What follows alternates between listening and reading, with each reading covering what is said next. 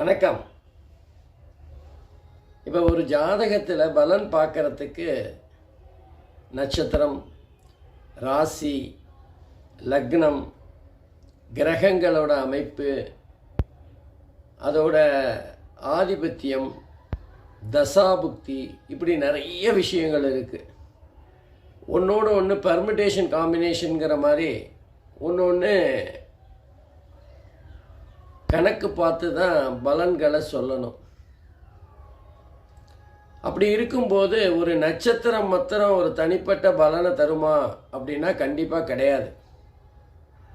இப்போ உதாரணத்துக்கு பரணி நட்சத்திரம் தரணி ஆளுன்னு சொல்லுவாங்க.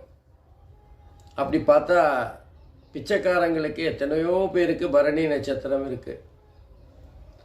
அதே மாதிரி மூலாம் நட்சத்திரம் ஆண் மூலம் அரசாலும் பெண் மூலம் நிர்மூலம் அப்படின்னு சொல்லியிருக்கு. பெண் மூலமாக இருந்தால் அவங்க மாமனாருக்கு ஆகாது, மாமியாருக்கு ஆகாது, இந்த மாதிரி அவங்களா சில குறியீடுகளை ஏற்படுத்திடுறாங்க. உண்மையிலே அதெல்லாம் கிடையாது. அதாவது ஒரு மூலா நட்சத்திரமாக இருந்தன்னா அவங்களோட ஜாதகத்தில் நீங்கள் பார்த்தீங்கன்னா அவங்களோட 9 வயசு வரைக்கும் அவங்க கொஞ்சம் கஷ்டப்பட்டு போராடி பாலரிஷ்டங்கிற மாதிரி சில உபாதைகள் மூலமாக இருந்து அதுக்கப்புறம் மிகப்பெரிய அளவுக்கு முன்னேறக்கூடியவர்களாக இருப்பார்கள். இன்னும் சொல்லப்போனால் இன்றைக்கி அரசாங்கத்தில் மிகப்பெரிய பதவியில் அரசாணை இடுகின்ற இடத்துல பார்த்தீங்கன்னா மூலா நட்சத்திரம் தான் இருக்குது.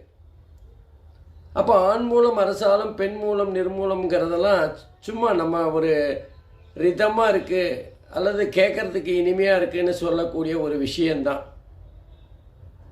ஒரு 100 மூலம் நட்சத்திர பெண் நட்சத்திரங்களை எடுத்து பாருங்கள். அவங்களோட வாழ்க்கையில் அவங்க நிர்மூலம் ஆயிட்டாங்களா, சந்தோஷமாக இருக்காங்களா, அல்ல அவங்களுடைய மாமனார் மாமியாருக்கு என்ன ஆச்சு, இதெல்லாம் ஆராய்ச்சி பண்ண போது விசித்திரமான முடிவு தான் கிடச்சிது.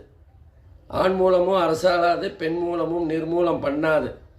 அதாவது அவங்களோட ஜாதக பலன்களை பொறுத்து தான் இருக்குது. ஒரு நட்சத்திரம் இந்த மாதிரி மிகப்பெரிய பலனெல்லாம் கண்டிப்பாக தராது. நன்றி, வணக்கம்.